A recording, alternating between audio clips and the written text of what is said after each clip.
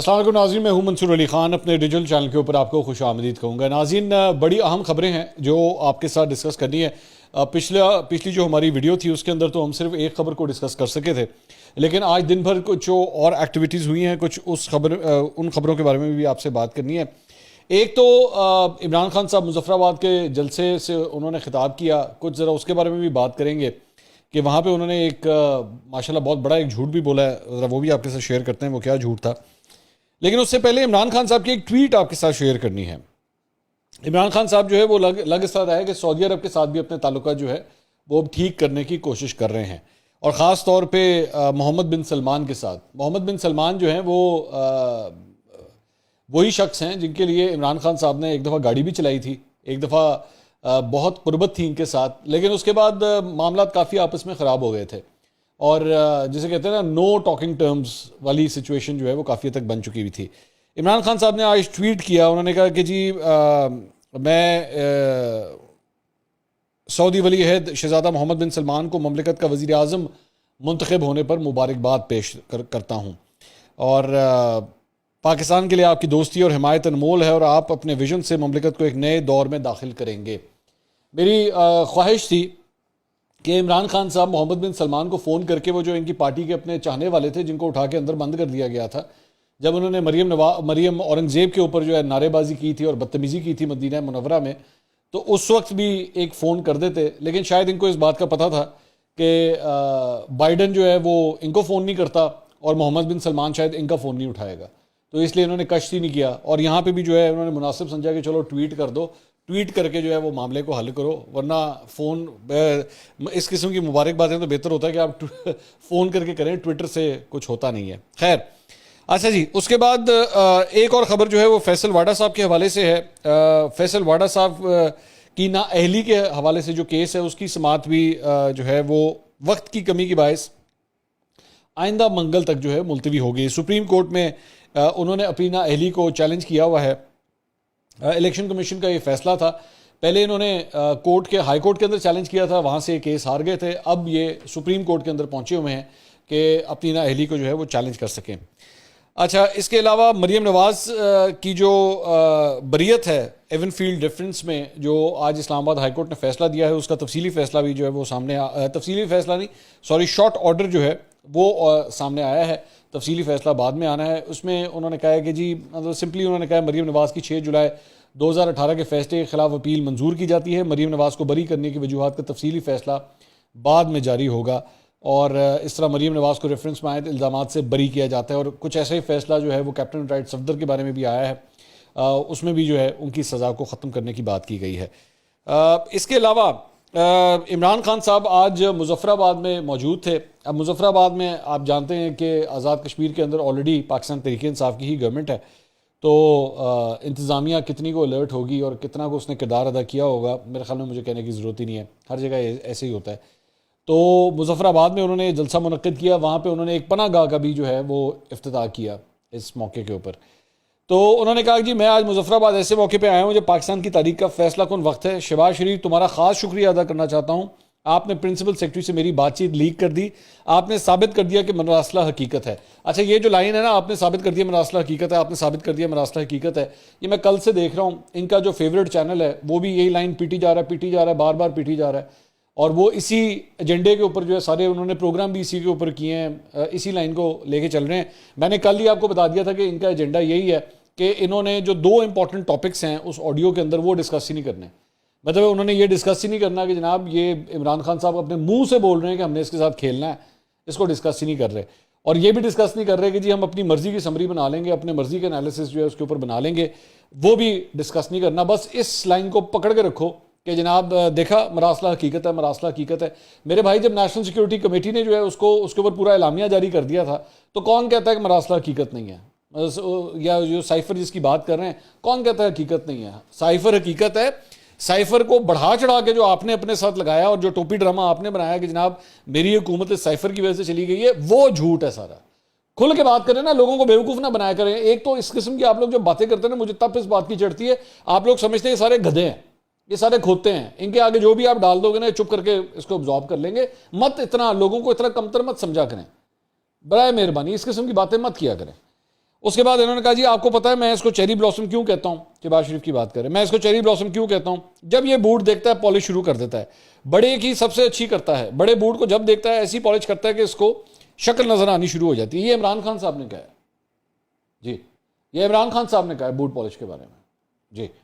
और इमरान खान साहब ने जिंदगी में कभी नहीं की। इन्होंने मुशर्रफ के साथ भी डील करने की कोशिश नहीं की थी, सीटों की खातिर कोई डील करने की इन्होंने कोशिश नहीं की। और उसके बाद इन्होंने 2017-2018 के अंदर भी इस्टेब्लिशमेंट से कोई हाथ साथ नहीं मिलाया था, बिल्कुल नहीं, कोई ऐसी चक्कर नहीं। आगे चलें जी।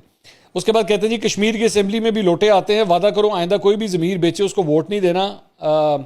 इसहाक डार जब भी वजीर ख़जाना बना मुल्क का दिवालिया निकल गया, आज इसको वापस लेकर आए हैं, अगर आज हमने चुप करके इसको तस्लीम कर लिया तो हमारा हाल भेड़ बकरियों वाला होगा। इसके जो हैंडलर्स समझते हैं कि हम इन चोरों को तस्लीम कर लेंगे, वो भूल में ना रहें। आप क्या मतलब तस्लीम कर लेंगे भैया, आप कौन होते हैं तस्लीम करने वाले? आपके सामने तो मुस्लिम लीग नून में अगर आपने कोई डिक्लेयर भी कर देना भाईजान ये फरिश्ता सिर्फ इंसान है, आपने उसको भी नहीं मानना, आपने कहना भाई चोर ही है, नून दिन हाल है चोर है। 5 मिनट के बाद अगर वो पीटीआई में आ जाएगा फिर वो सादिक और अमीन और ईमानदार हो जाएगा, क्योंकि एकदम वो पीटीआई में आ जाएगा। उसके बाद उन्होंने कहा जी इनको डील करके मुल्क में मुसल्लत किया गया है, इससे बड़ी मुल्क से दुश्मनी नहीं हो सकती। मैं अब कॉल दूंगा, कॉल देने वाला हूं, आपने मेरे साथ आना है, मैं तैयारी कर रहा हूं। ये चीफ इलेक्शन कमिश्नर घटिया आदमी नून लीग के साथ मिलकर मुझे ना अहल करने का प्लान बना रहा है। अच्छा, मैं आपको इस बारे में एक बड़ी इंटरेस्टिंग चीज़ आपके साथ शेयर करता हूँ। Chief election commissioner electoral fraud है, कौम चीफ इलेक्शन कमिश्नर को माफ़ नहीं करेगी।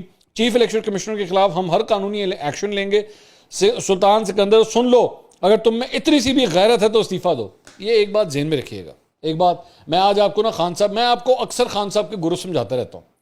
खान साहब को मैंने इतना को स्टडी कर लिया, इतना स्टडी कर लिया कि मुझे पूरी तरह इनकी पर्सनैलिटी समझ आ गई। खान साहब जब किसी को गालियां देना शुरू हो जाए ना, ओए बगैरत, ओए तनूर में छड़ाऊंगा, तेरे साथ मैं यूं कर दूंगा, तुम सुन लो मेरी बात, मैं तुम्हें गिरबान से पकड़ लूंगा, इसका मतलब है कि खान साहब के हाथ में कुछ भी नहीं है। खान साहब टोटली फ्रस्ट्रेट हो चुके हैं।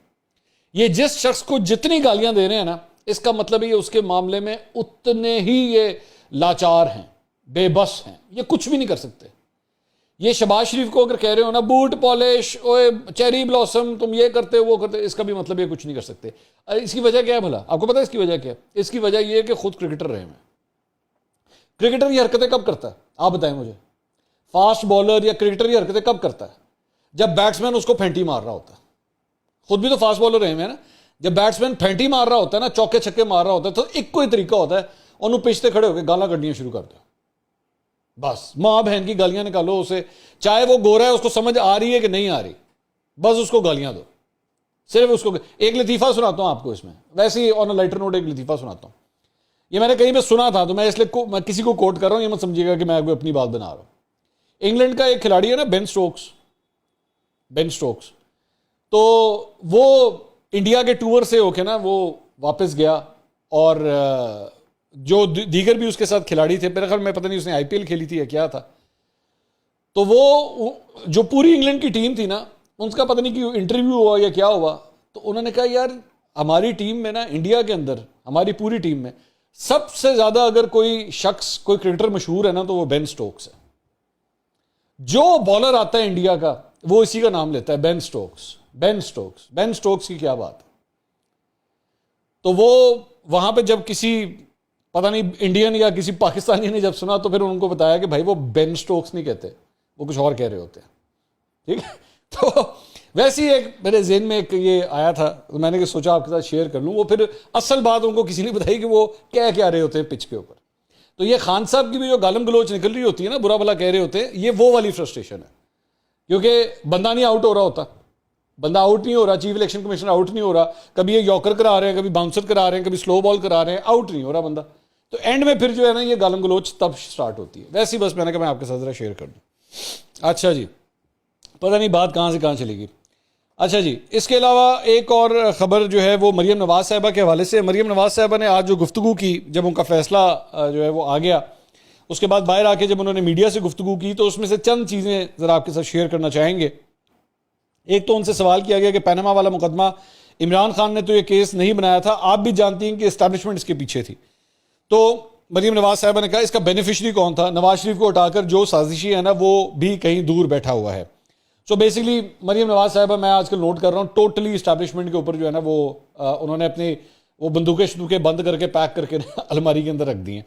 सिर्फ एक शख्स को टारगेट में रखा हुआ है एस्टैब्लिशमेंट से, बाकी सबको उन्होंने छोड़ दिया। उन्होंने कहा कि जी हुकूमत ने इस मामले पर GIT बनाई है, जिस तरह पैनमा केस में GIT ने रोज़ की बुनियाद पर काम किया था, इस तरह हाई पावर GIT बनाई जाए। इससे संगीन नौयत का जुर्म कोई वज़ीर आज़म नहीं कर सकता। जो वो बेसिकली ये जो इमरान खान साहब की जो ऑडियो लीक हुई है उसके बारे में वो कह रही थी। उसके बाद उन्होंने कहा इन सब के खिलाफ इन्वेस्टिगेशन करनी चाहिए। मुझे पता है ये कहाँ से ये आ रही हैं, इसमें इमरान खान भी शामिल है और इसके कोच भी शामिल हैं। तो इमरान खान साहब का जो कोच है ना, वो उनकी दोबारा री एंट्री हुई है मरीम नवाज साहिबा की गुफ्तगू में। और मैंने आपसे कहा था ना कि सिर्फ एक ही शख्सियत है जिसका ये जिक्र करती हैं, बाकी पूरी इस्टेब्लिशमेंट को जो है उन्होंने छोड़ दिया है। अब वो किसी का जिक्र नहीं करती। अब मेरी जमात इलेक्शन का तयन करेगी, मैं कब कहाँ से लड़ूंगी। मेरी उन्होंने रात को वीडियो बनाई थी। अच्छा, ये अब ये बात यहाँ पे सवाल किया गया था नैब की हिरासत में जब ये थी, तो उसका इन्होंने पूरा फिर तस्करा करके बताया कि जब ये नैब की हिरासत में थी तो उन्होंने कहा कि रात के वक्त जो है कुछ लोग मेरे सेल में आए और मैंने उस वक्त पता नहीं नाइट गाउन इन्होंने कहा कि मैंने पहना हुआ था, इसमें इन्होंने मेरी वीडियो बनाई। फिर इनसे ये भी सवाल किया गया कि आपके पास क्या नैब में जब आप थी तो आपके पास कोई फ़ोन भी था, तो इन्होंने कहा हाँ मुझे फ़ोन दिया गया था बच्चों से बात करने के लिए, अपने घर वालों से बात करने के लिए, लेकिन वो मुझे नैब के लोगों ने दिया था गुफ्तगू करने के लिए। तो वो अंदर से नैब के एक दो लोग थे जिन्होंने मुझे फ़ोन दिया था। तो ये बेसिकली इनकी गुफ्तगू थी। इसके अलावा एक और ख़बर जो चल रही है वो ये है कि नवाज शरीफ साहब की वापसी के हवाले से जो है वो काफ़ी हद तक तैयारियाँ शुरू हो चुकी हैं और मोस्ट प्रॉब्ली उस पर जो कानूनी मामलात हैं उनको अब रिजॉल्व किया जा रहा है। एक ये ट्वीट मैं आपके साथ ज़रा शेयर करना चाह रहा हूँ। ये चौधरी ग़ुलाम हुसैन साहब हैं, पता नहीं आप जानते हैं कि नहीं, ARY के ऊपर ये प्रोग्राम करते हैं मेरे ख्याल में द रिपोर्टर्स के नाम से। तो इन्होंने ये ट्वीट किया, इन्होंने ट्वीट में ये लिखा आगे, साबिक सदर आसिफ अली जरदारी की तबीयत नासाज, अस्पताल मुंतकिल, या अल्लाह कौम को इन्ना लिल्लाहि व इन्ना इलैहि राजिऊन कहने का मौका अता फरमा। ये इन्होंने बात कही। अब बेसिकली इन्ना लिल्लाहि व इन्ना इलैहि राजिऊन आप कब कहते हैं किसी के बारे में, वो आप तब कहते हैं जब वो शख्स इस दुनिया से चला जाए। तो चौधरी ग़ुलाम हुसैन ने बेसिकली ये कहा कि जी आसिफ अली जरदारी अस्पताल में हैं तो वो इस दुनिया से चले जाएँ। तो मेरा पॉइंट ये है, मैं ये बात आई एम सॉरी टू से ऑल दीज थिंग्स, क्योंकि चौधरी ग़ुलाम हुसैन साहब जो है ना उम्र में और तजर्बे में मुझसे बहुत सीनियर हैं। सो मेरी आगे जो कही हुई बातें होंगी उसके लिए मैं कोशिश करूँगा कि मैं तहजीब और तमीज़ के दायरे के अंदर रहते हुए बात करूँ, इवन दो इन्होंने तमीज़ और तहजीब के अंदर ये गुफ्तगू नहीं की जो उन्होंने की है। आपको सियासी तौर पर कोई शख्स कितना ही बुरा क्यों ना लगता हो, आपके अपने आसपास खब्बे सज्जे जितने भी आपके सियासी ताल्लुकात हैं, और मैं सहाफ़ती नहीं, मैं सियासी ताल्लुकात का लफ्ज़ इस्तेमाल कर रहा हूँ, इसके बावजूद भी सहाफ़ी होने की वजह से आपको अपने मुंह पे टेप लगानी पड़ती है कि नहीं यार मैं सियासी मुखालिफत की बुनियाद के ऊपर जो है वो किसी के लिए नहीं कर सकता। वैसे तो बतौर सहाफ़ी आपका तुक ही नहीं बनता कि आप किसी सियासी रहनुमा की मौत के लिए जो है आप ख्वाहिश का इजहार करें कि वो इस दुनिया से चला जाए, लेकिन फिर भी अगर ये आपके दिल में ख्वाहिश आ भी जाए ना तो इंसान को चाहिए कि अपने मुंह पे टेप लगा के रखे। लेकिन खैर चौधरी साहब ने किसी किस्म की कोई टेप नहीं लगाई और उन्होंने बोल दिया जो उन्होंने बोलना था।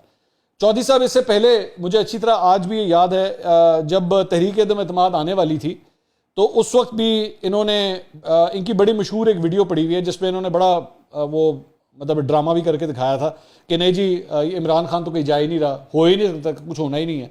ही वॉज एब्सोल्युटली इल फॉर्म्ड, इनके पास कोई खबर नहीं थी, हवा में छक्के मार रहे थे ये। इनकी पता नहीं कितनी खबरें जो है उस वक्त बाउंस हुई थी, बहुत खबरें बाउंस हुई थी इनकी, क्योंकि इनके जहन में था कि नहीं ये तो हो ही नहीं सकता। और जिन्होंने जो सोर्सेज थे उन्होंने गलत पट्टी पढ़ाई हुई थी, चौधरी साहब भी छक्के मारी जा रहे थे। तो क्रेडिबिलिटी के हवाले से जो है ना, मैं सिर्फ ये बता रहा हूँ कि चौधरी साहब की क्रेडिबिलिटी कितनी को तगड़ी है, मैं सिर्फ इसकी बात कर रहा हूँ। हाँ अलबत्ता ये है कि चौधरी साहब का एक्सेस जो है ऐसी ऐसी जगहों तक रहा है, ऐसी ऐसी जगहों तक रहा है जहाँ पे बड़े जय्यद सहाफ़ियों का नहीं रहता। तो इसलिए चौधरी साहब जो है वो कोई भी छक्का मार देते थे और he was untouchable, always untouchable, कि नहीं इनको तो कोई कुछ कह ही नहीं सकता। लेकिन जो गुफ्तगू इन्होंने की है ये नहीं है कि मुझे आसिफ अली जरदारी से कोई मोहब्बत है या प्यार है, या पाकिस्तान पीपल्स पार्टी से कोई मोहब्बत है प्यार है, लेकिन सहाफ़ती असूल कभी भी आपको किसी की नफरत में इस हद तक नहीं ले जाने दे सकते जिसमें आप अगले की मौत की ख्वाहिश का इजहार शुरू कर दें। इमरान खान साहब के ऊपर मैं बहुत तनकीद करता हूँ, बहुत तनकीद करता हूँ, लेकिन मैंने हमेशा उनकी लंबी उम्र की दुआ की है। और आप मेरी वीडियोस उठा के देख लीजिए, मैंने कई दफ़ा बात की है कि अल्लाह करे आपकी उम्र जो है वो दराज हो, अल्लाह ना करे आपको कभी कोई सिक्योरिटी रिस्क हो, अल्लाह ना करे आपका बाल भी बिका हो या आप बीमार हो या कोई ऐसी बात हो। मेरा इमरान खान साहब से कोई भी इख्तलाफ होगा वो प्रोफेशनल बुनियाद के ऊपर होगा, ना वो कभी पर्सनल होगा, ना वो कभी रिलीजियस होगा, ना वो कभी इंडिविजुअलिस्टिक होगा, कभी भी नहीं। वो हमेशा प्रोफेशनल बुनियाद पे होगा। चौधरी गुलाम हुसैन साहब ने जो हरकत की है इसको सहाफत नहीं कहा जा सकता। क्या लफ्ज़ कहा जा सकता है ये मैं आपके ऊपर छोड़ता हूँ कि आप उसको क्या लफ्ज़ इस्तेमाल करें। मैं दोबारा यही कहूँगा कि मैं एक बहुत जूनियर जर्नलिस्ट हूँ कंपेयर टू चौधरी गुलाम हुसैन साहब, तो मैंने फिर भी बहुत अपने अल्फाज के ऊपर जो है ना तहजीब की चादर ओढ़ के मैंने गुफ्तगू की है, लेकिन फिर भी मुझे कहीं भी किसी भी बात पे रिग्रेट नहीं है जो कुछ मैंने कहा, ये भी मैं सामने आपके रख दूँ। फवाद चौधरी साहब ने एक इंटरव्यू दिया था ARY न्यूज़ के ऊपर, ज़रा उसका भी ज़रा थोड़ा सा जिक्र कर लें। एक तो उन्होंने ये कहा कि जी इमरान खान साहब की जो ऑडियो रिलीज़ हुई है वो बदर शहबाज के अकाउंट से हुई है। बदर शहबाज जो हैं वो बेसिकली मुस्लिम लीग नून के सोशल मीडिया को हैंडल करते हैं और इस वक्त IT के मामला भी जो हैं वो वज़ीर आज़म के साथ वही हैंडल कर रहे हैं। तो बदर शहबाज ने अपने अकाउंट से जो है एक्चुअली वो स्क्रीनशॉट शेयर किया है जहाँ से वो ऑडियो एक्चुअली रिलीज़ हुई थी। उनकी ऑडियो रिलीज़ करने में और जिस अकाउंट को वो शेयर कर रहे हैं उसमें 20 मिनट का फ़र्क है। तो फवाद चौधरी साहब की इन्फॉर्मेशन जो है वो गलत है। हाँ, ढूंढने की बात ये ज़रूर है कि जिस अकाउंट ने सबसे पहले रिलीज़ की थी वो कौन है, उसकी तहकीकात ज़रूर होनी चाहिए कि वो कौन है जिसने ये सबसे पहले ऑडियो जो है ट्विटर के ऊपर रिलीज़ की है। इसके अलावा चौधरी साहब ने एक और बात की है। चौधरी साहब ने कहा कि जी आर्मी चीफ कमर जावेद बाजवा ने इमरान खान साहब को बार बार ये कहा था, एक बार नहीं बल्कि कई बार कहा था कि वज़ीर आज़म हाउस में बात करना जो है वो महफूज नहीं है। उन्होंने कहा कि आर्मी चीफ ने इमरान खान साहब को ये कहा था कि जी वज़ीर आज़म हाउस को डीबग करना चाहिए। आर्मी ने GHQ की साइबर सिक्योरिटी महफूज अलबत्ता कर ली थी। और उन्होंने कहा कि भारतीय एजेंसियों ने वज़ीर आज़म इमरान खान की गुफ्तगू हैक करने के लिए पेगासस प्रोग्राम ख़रीदा था। ये मैंने इसका जिक्र भी किया था कल की अपनी एक वीडियो के अंदर। साथ ही साथ उन्होंने ये भी बताया कि परसों उनके गार्ड को रास्ते में उठा लिया गया। जिन लोगों ने गार्ड को उठाया उनके करीब पहुंच गया हूं। गार्ड को पैसे ऑफर किए गए कि फवाद चौधरी की मुलाकातों का बता दिया करें, लोगों के करीब मैं पहुंच गया हूं। ये फवाद चौधरी साहब ने जनाब अब तक की तफसीलात शेयर की हैं। इंशाल्लाह अगली वीडियो में दोबारा मुलाकात होगी। अल्लाह हाफ़िज़।